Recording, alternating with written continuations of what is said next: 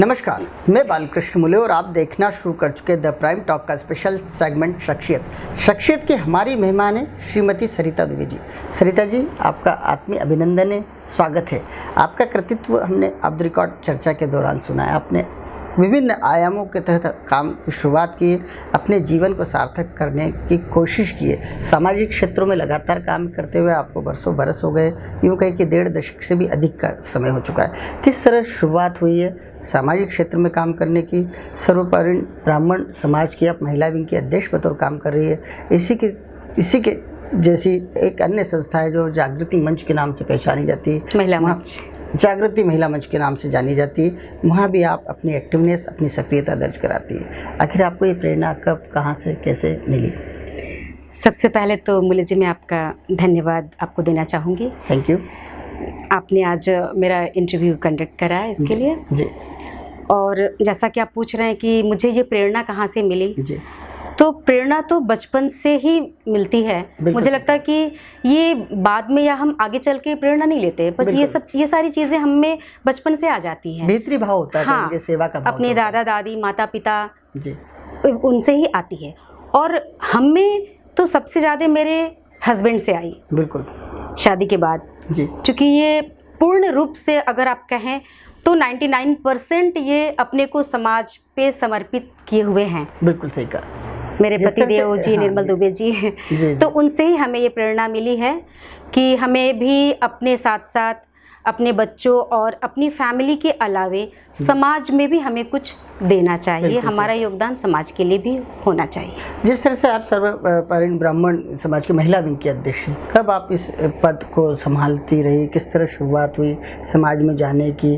किस तरह के कार्यों से शुरुआत हुई? क्योंकि अब तो आपके पास बहुत सारे पद है, बहुत सारे दायित्व है, जिम्मेदारी है। सर्वपरिण ब्राह्मण महिला समिति से जुड़ने का जहाँ तक सवाल है, ये अभी 1 वर्ष पूर्व मैं इसकी 1 वर्ष क्या, अभी मुझे 6 महीने हुए इसमें अध्यक्ष पद पर नियुक्त हुए जी। और कार्यकारिणी में तो मैं 7-8 वर्षों से हूँ। और सर्वपरिण ब्राह्मण समाज का जो वर्ष में एक बार परिचय सम्मेलन होता है, इसका मैं पूरा संचालन करती हूँ। जो जहाँ बच्चों का परिचय कराया जाता है, युवक युवती परिचय सम्मेलन जो होता है, उसका पूरा मंच संचालन मेरे हाथ में होता है और बहुत सुचारू रूप से, और हमारी सभी बहनें भाइयों का सहयोग रहता है। सबके साथ मिलकर हम बहुत अच्छा इसका संचालन करते हैं। जिस तरह से कहा जाता है कि आप परिचय सम्मेलन करवाना, इसके बाद में विवाह कराना, सामूहिक विवाह कराना महिला विंग की जिम्मेदारी होती है और पूरी बागडोर कई बार आप खुद संभालती दिखाई देती है। अगर इस बड़े आयामों को, जब बड़े दायित्वों का जब निर्वहन करते तो वाकई मन में कहीं संकोच का भाव आता है कि आत्मविश्वास बढ़ता जाता है? बहुत आत्मविश्वास बढ़ता है, बिल्कुल, बहुत और ये सब चीज़ें हमें घर से मिलता है हमें जी। कि हमारे घर के लोग जब तक आपको सपोर्ट ना करें, जैसे कि आपकी फैमिली में आपके बच्चे हो गए, आपके इन-लॉज हो गए, आपके हस्बैंड हो गए, जब तक उनका सहयोग ना मिले आप कुछ नहीं कर पाएंगे। भले आप में इतनी भी ये है, अंदर से इच्छा है कि हमें ये करना चाहिए, वो करना चाहिए, पर आप कुछ नहीं कर पाएंगे जब तक आपके घर में आपके फैमिली का सपोर्ट ना हो। और हमारी फैमिली मतलब पूर्ण रूप से इसका सपोर्ट करती है। कहीं ना कहीं आपका फैमिली का ही बैकग्राउंड कुछ ऐसा है, दोनों तरफ की बात की जाए तो सेवा का जज्बा जो है दोनों के भीतर, परिवारों की बात की जाए, व्यक्तिगत रूप से निर्मल जी की बात की जाए, सरिता जी आपकी बात की जाए, तो कहीं ना कहीं आप सेवा के कार्यों को जीते हैं, उसी को एंजॉय करते हैं।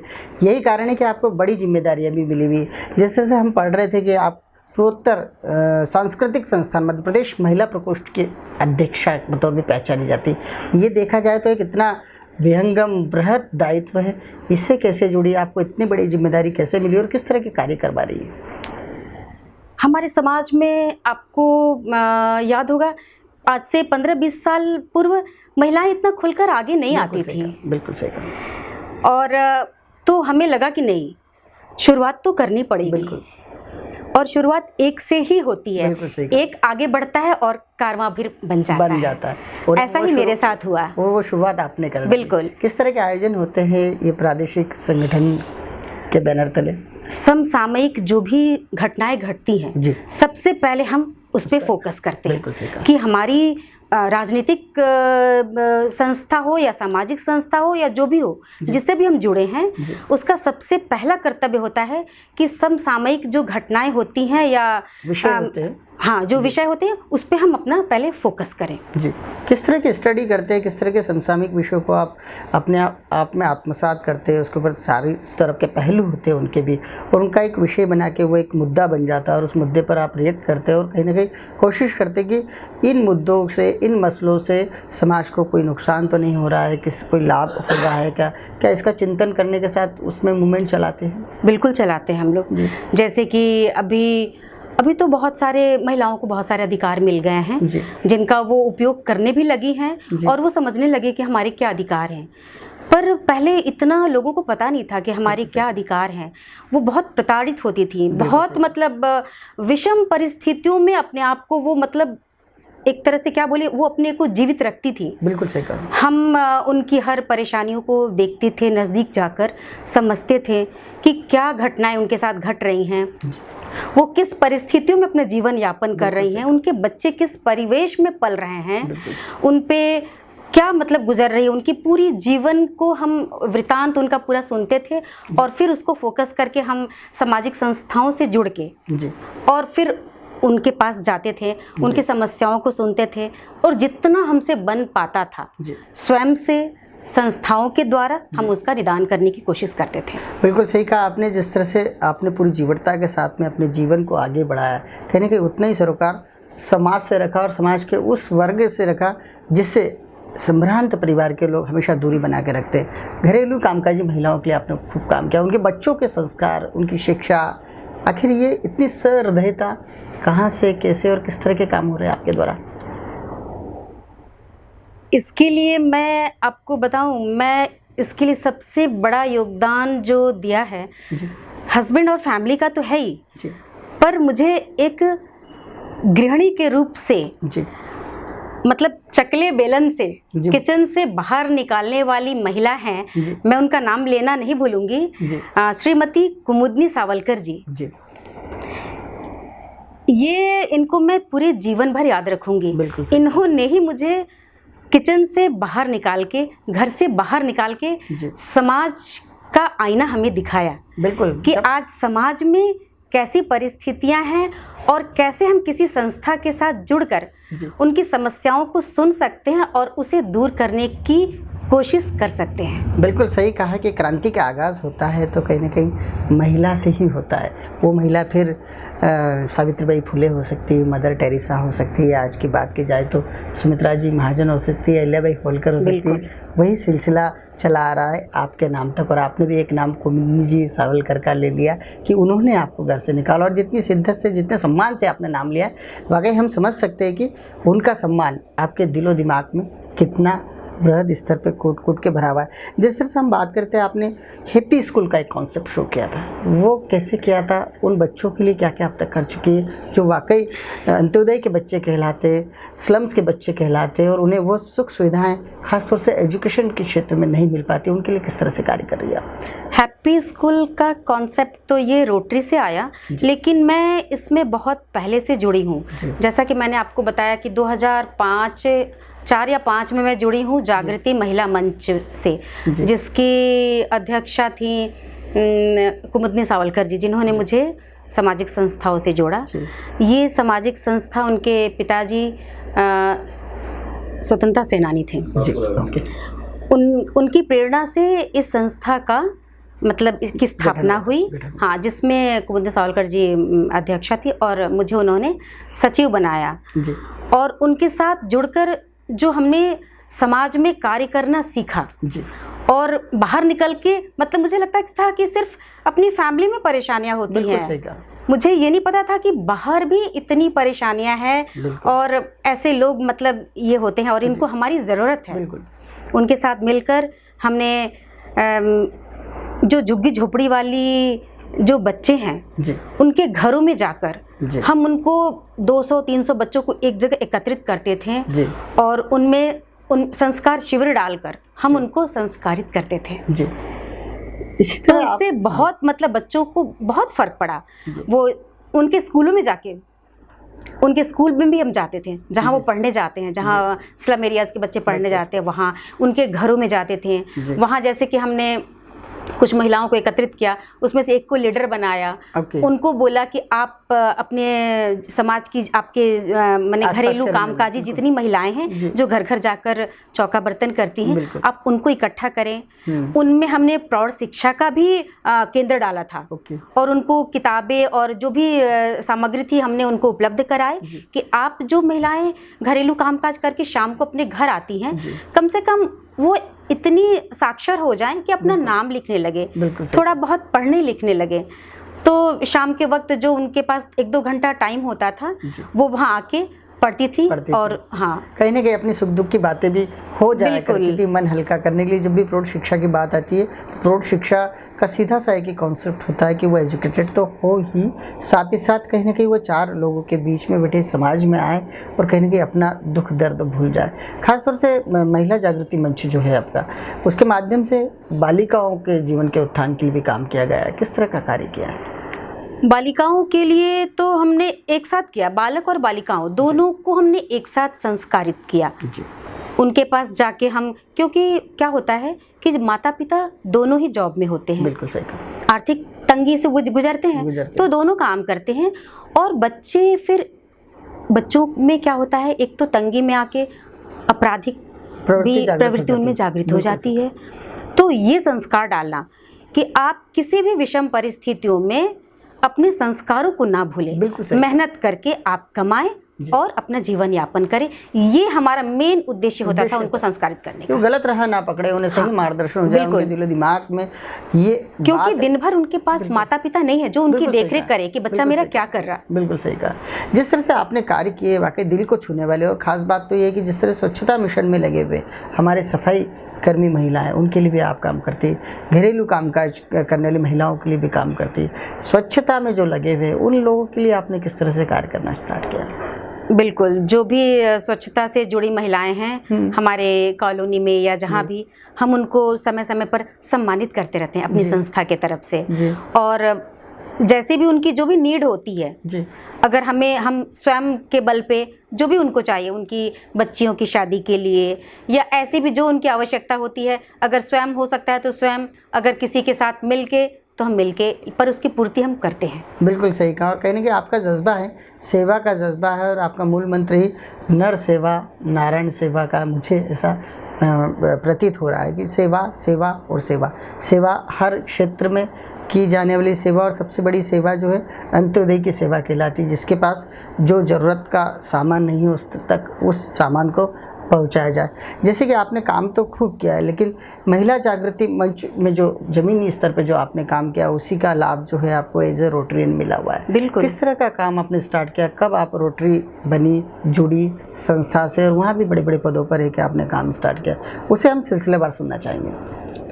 रोटरी से मैं जुड़ी 2014 में जी। 2014-15 में मैं रोटरी से जुड़ी और सचिव रही। 16-17 में मैं प्रेसिडेंट बनी जी। और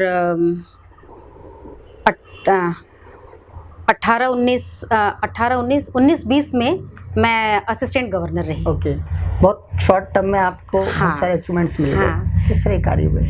पर कह रही हूँ ना मैं कि सिर्फ ये रोटरी के 4 वर्षों में मैंने समाज सेवा नहीं सीखा। बिल्कुल सही। ये मैं 15 वर्षों से जो करती आ रही थी, कर रहे थे आप बस। हाँ जी, कुछ हाईटेक स्वरूप, अत्याधुनिक स्वरूप मिला, लेकिन कार्यों की बात की जाए तो रोटरी भी वही कार्य करता है जो आपका महिला संगठन या जागृति महिला मंच ने आपको जो सेवा का एक भाव आप में भर दिया। और कार्य किस तरह किया जाता है, सेवा का कार्य बगैर मीडिया के, बगैर किसी प्रचार के काम करना आपको कितना अच्छा लगता है? बहुत अच्छा लगता है। और सबसे पहले मैं आपको बताना चाहूँगी, रोटरी अपने 4 जो इसके चतुर्विद मंत्र हैं जी, उस पे कार्य करता है। ओके। रोटरी के 4 चतुर्विद मंत्र हैं कि कोई भी कार्य करने, कहने या विचारने से पहले उसे चतुर्विद मंत्र की कसौटी पे रोटरी परखती है। ओके।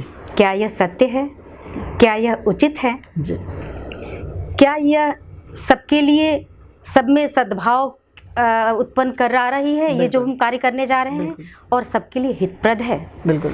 इन 4 मंत्रों के साथ ही हम कोई कार्य करते हैं, कार्य की शुरुआत करते हैं। ऐसा नहीं कि हम कोई कार्य करें तो एक को का तो हित हो, दूसरे का अहित हो जाए, ऐसा ना हो, है ना? बिल्कुल। तो इस रोटरी के चारों मूल मंत्रों के साथ ही हम किसी कार्य को करते हैं। बिल्कुल सही कहा। और आप सामाजिक चिंतन भी झलक रहा है आपकी बातों में। जिस तरह से आपने काम किया है, काम ही नहीं किया है केवल, उसका चिंतन भी किया है, उसके गुण दोषों पर भी आपने पूरा विचार करके आपने अपने आप को और अपने कार्यों को आगे बढ़ाया।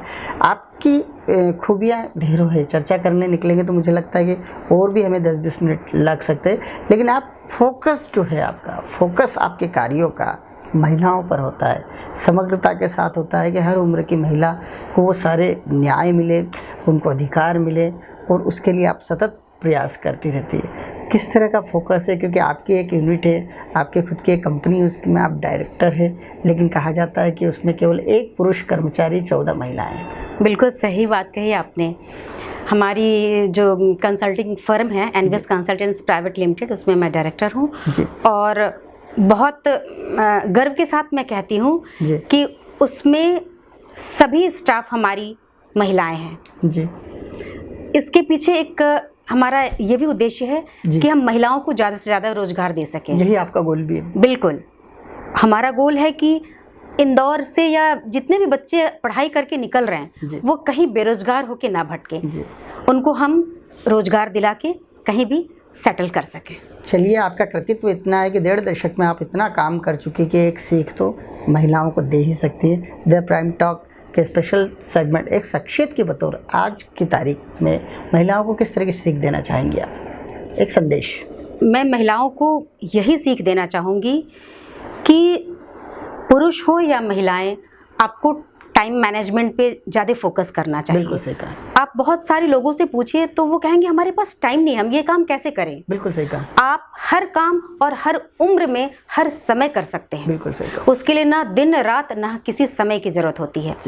बस आपको अपना टाइम मैनेजमेंट सही करना होगा कि हम कब किस समय कितना काम और किसके लिए करना है, कैसे करना है।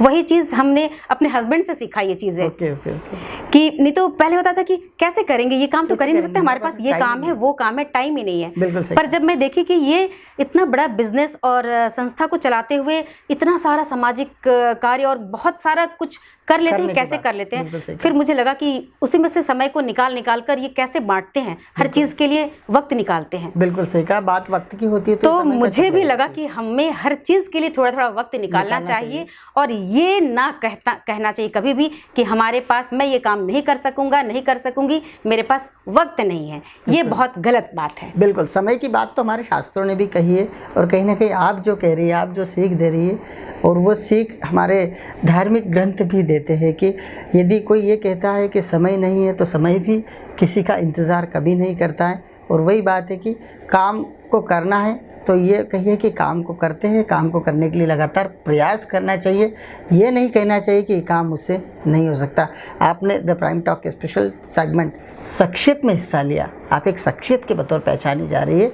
आपका बहुत बहुत धन्यवाद। आप इसी तरह आगे बढ़ते रहें, समाज के उन वर्गों की सेवा करते रहे जिनके लिए आपके दिलो दिमाग में बहुत सारा स्थान है, बहुत सारा समय है, और लगातार आप काम भी करती आ रही है। आपके द्वारा सैकड़ों युवाओं को रोज़गार दिया जाता है। मुझे लगता है हज़ारों की संख्या हो सकती है उनके, क्योंकि आपका दीर्घ कार्यकाल हो चुका है, 15 साल का कार्यकाल, कोई कम काम नहीं होता। और आप खुद पूरी तरह से मंच गई है, आप पूरी फोकस्ड हैं, आपका लक्ष्य बिल्कुल निर्धारित है कि आपको आगे किस और कार्य को करना है। आपने हमसे चर्चा की, इसके लिए आपका बहुत बहुत धन्यवाद। बहुत बहुत धन्यवाद, शुक्रिया।